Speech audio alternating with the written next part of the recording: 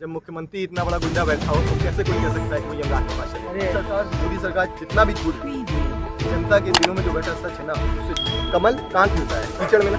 तो सबसे पहले बीजेपी हर जगह कीचड़ फैलाती है और फिर वहाँ पे वो तोड़ने काम करती है, फिर एक ग्रुप को अपने स्टेटस मोदी को वश दिया, इसी तरह से योगी को भी वश तो वो तो कोई रोड एक ऐसी नहीं है जहाँ पे विकास के नाम पर रोडों पे स्विमिंग पूल की तरह कोई एक ऐसी जगह नहीं बची है जहाँ पे वुमेन के साथ जो जाती हो रही बलात्कार की घटनाएं। योगी भी उसी तरह इतिहास के पन्नों में कहीं गुम हो जाएंगे, जिनको सिर्फ और सिर्फ एक तानाशाह के तौर पर देखा जाएगा और एक वरिष्ठ मुख्यमंत्री के तौर पर देखा जाएगा। उत्तर मुजफ्फरनगर किसान महापंचायत में जो हर हर महादेव के नारे लगे और अल्लाह अकबर के, इससे आप कैसे देखते हैं?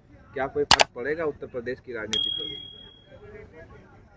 उत्तर प्रदेश की राजनीति हमेशा से एक नए आयाम को दिखाती रही है, चाहे वो पहले मंडल कमीशन के बाद ओबीसी के जिस हिसाब से जाति को सामाजिक न्याय को लेकर आगे बढ़ा है, खासकर जब से बीजेपी आई है उसने किस हिसाब से माइनॉरिटी को अपना एक दुश्मन बना के जब प्रेजेंट किया है, तो ये सारे सिंबल बहुत इंपॉर्टेंट हो जाते हैं कि किस आधार पे यूपी की जनता खासकर इसको देखने वाली है।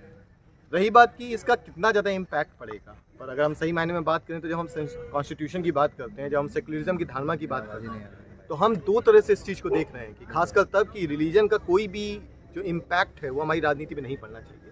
और दूसरा जो हमारा हिसाब है उसमें हम ये देखते हैं कि हम सारे धर्मों को एक समान देखने की कोशिश करते हैं। तो जब हम सारे धर्मों को एक समान करने की कोशिश कर रहे हैं और जब हम किसानों की लड़ाई लड़ रहे हैं, तो मेरे हिसाब से पहले इन दोनों नारों का वहाँ पे कोई सेंस नहीं बनता। लेकिन खासकर जब हम भारत जैसे समाज में रह रहे हैं जहाँ पे हम देखते हैं कि धर्म किस हिसाब से हमारी चीज़ों से जुड़ा हुआ है, तो हम कितने हद तक इसको दरकिनार भी कर सकते हैं। किसान नेता राकेश टिकैत ने जो कहा कि 2013 में मुजफ्फरनगर से तोड़ा गया था, फिर वहाँ से नारा दिया गया हर हर महादेव अल्लाह अकबर का, हम 2022 में यहीं से जोड़ेंगे, योगी को भगाएंगे उत्तराखंड, मोदी को भगाएंगे गुजरात।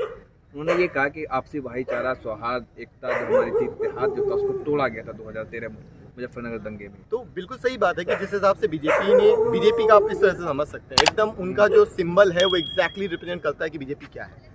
कमल कहाँ खिलता है कीचड़ में ना।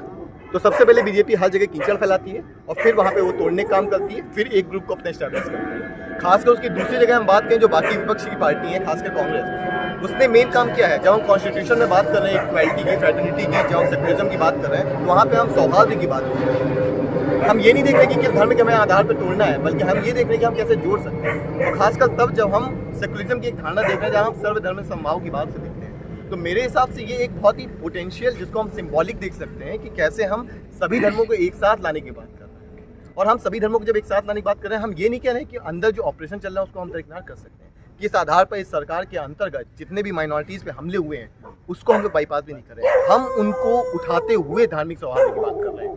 तो राकेश टिकैत जी ने जो कहा है पूरे किसान महापंचायत में, हम उसको पूरी तरह से समर्थन इसलिए कर रहे हैं क्योंकि जहां एक तरफ ये सरकार सबको तोड़ने की बात कर रही है, राकेश टिकैत जी और बाकी विपक्षी पार्टियां जितनी भी हैं वहाँ पे, जितने भी लोगों ने अपने किसान के संगठन को वहाँ भेजा, वो उन सबको एक साथ लाने की बात कर रहा है, इसलिए हम उसका समर्थन करते हैं। योगी आदित्यनाथ कह रहे हैं कि उत्तर प्रदेश चुनाव में जो किसानों का कोई मुद्दा नहीं चलने वाला है, लेकिन किसान कह रहे हैं हम बंगाल की तरह यहाँ भी इलाज करेंगे।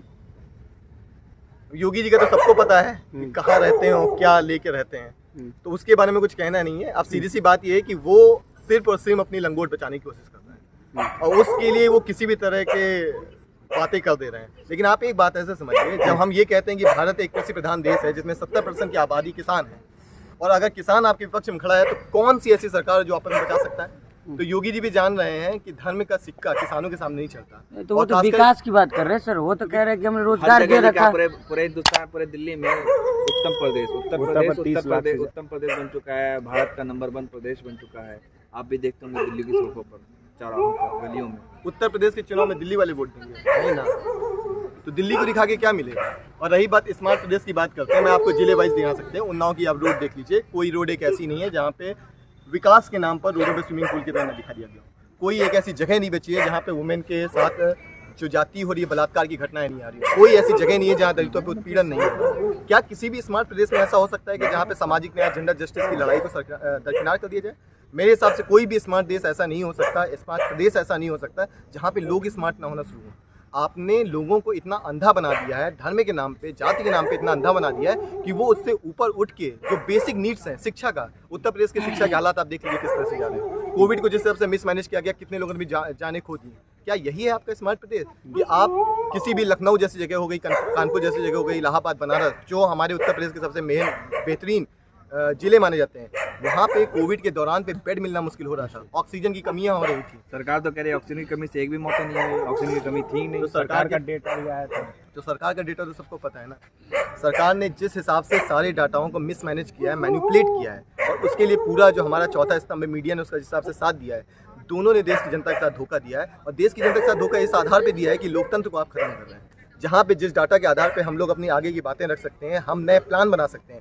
लोगों को पता है कि डाटा उनके दिल में है, उनको बताने की आपको जरूरत नहीं है। योगी सरकार, मोदी सरकार जितना भी झूठ बोल ले, जनता के दिलों में जो बैठा सच है ना, उससे झूठ नहीं। योगी जी तो कह रहे हैं 4.5 साल में हमने इतना विकास कर दिया जो कांग्रेस है या कोई भी पार्टी ने विकास किया है।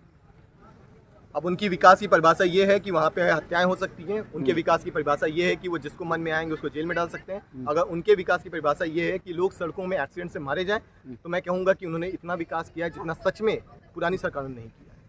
खासकर तब पुरानी सरकारों में क्राइम रेट इतना हाई नहीं होता था, योगी जी महिलाओं पे होने वाले अत्याचार इतने हाई नहीं होते। गुंडे सारे भाग गए हैं भाग सर गए, उत्तर प्रदेश यमराज से। के पास चले गए। योगी जी ने कहा कि चाहे तो यमराज के पास चले गए या तो उत्तर प्रदेश छोड़ दिए। जब मुख्यमंत्री इतना बड़ा गुंडा बैठा हो तो कैसे कोई कह सकता है कि वो यमराज के पास चले? अरे सरकार तो- जनता ने चुना है महाराज, आप गुंडा बता रहे हैं। नुमाइंदे हैं वो। तो जनता ने चुना हुआ हो तो इसका मतलब बिल्कुल ये नहीं है ना। जनता ने तो उनके आधार पे तो चुनाव नहीं लड़ा गया था ना। जब भी बीजेपी ने चुनाव लड़ा था उत्तर प्रदेश का, वो मुख्यमंत्री का फेस कौन था उस समय?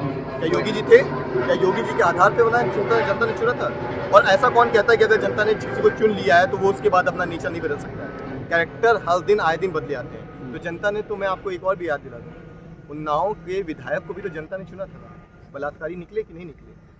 बाकी जगह लोगों ने चुना है ना, जिसका क्राइम रेट अगर आप देखेंगे तो 65% भी होता है। आज भी अगर देखा जाएगा तो बीजेपी के जितने चुने हुए सांसद और विधायक हैं, उनमें करीबन 37% से ज़्यादा विधायक और सांसद पे कितने क्राइम रेट्स हैं?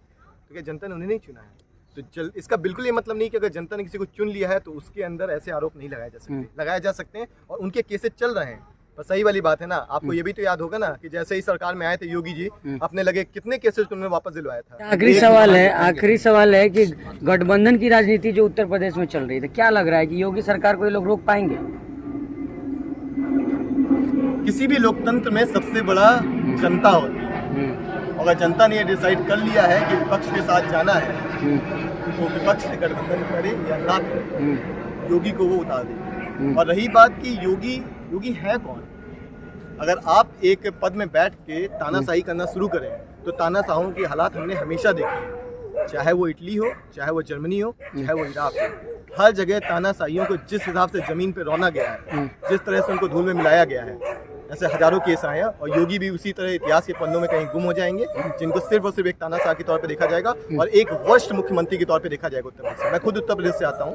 अगर आप उत्तर प्रदेश चले जाइए तो वहाँ पे महिलाएं सुरक्षित नहीं है, दलित सुरक्षित नहीं है, वहाँ पे सिर्फ कास्ट के नाम पे सारी चीजें की जा रही हैं। तो आने वाले समय में ये याद रखिएगा, जिस तरह से मोदी को वर्स्ट पीएम, उसी तरह से योगी को भी वर्स्ट मुख्यमंत्री के तौर पर। तो वो तो कह रहे तालिबानी मानसिकता के लोग हैं, उनको ढूंढना है। ढूंढने की जरूरत क्या है? वो अपने गिरमाद में झांक के देख ले, पता चल जाएगा कि कौन तालिबानी बैठा है। आपको लगता है कि क्या न्याय के खिलाफ आवाज उठाना तालिबानी होना होता है? हमें ये पता है कि जिस तरह से एक औधा किसी भी धर्म का हो, जैसे तालिबान में भी क्या किया जा रहा है, एक धर्म का पर्दा पहन के वो बाकी वहाँ के जितनी भी औरतें हैं, महिलाएं हैं, वहाँ के लोग हैं, उन पे अत्याचार किया जा रहा है। यहाँ पे भी आप नहीं देख रहे हैं, भारत माँ की जय, गंगा माँ की जय, राम के नाम पे लोगों को मारा जा रहा है, किसी भी व्यक्ति पे। मैं धर्म के नाम नहीं लूंगा, और ये किया जा रहा है कि नहीं किया जा रहा है? अगर ये किया जा रहा है तो ये न्याय नहीं है, ये तानाशाही नहीं है, ये तालिबानी प्रवृत्ति है या नहीं? तो अगर आपके एक्शन सेम है और आपने एक शब्द चुना है कि हम उस तरह के एक्शन को तालिबानी बोलेंगे, तो यहाँ पे जो हो रहा है वो भी तालिबानी एक्ट है। और किसकी शय में हो रहा है? ये साफ साफ बीजेपी की शय में हो रहा है। चाहे वो देश के प्रधानमंत्री नरेंद्र मोदी हों या गृह मंत्री अमित शाह हो या फिर उत्तर प्रदेश के मुख्यमंत्री योगी हों, तीनों ने शह दी है। और ऐसी कई पिक्चरें भी आई हैं कि व्यक्तिगत फोटोज हैं उनके साथ, व्यक्तिगत मिल रहे हैं जो लोगों ने काम किया है, जो इस तरह की घटनाओं को उन्होंने मटेरियलाइज किया है।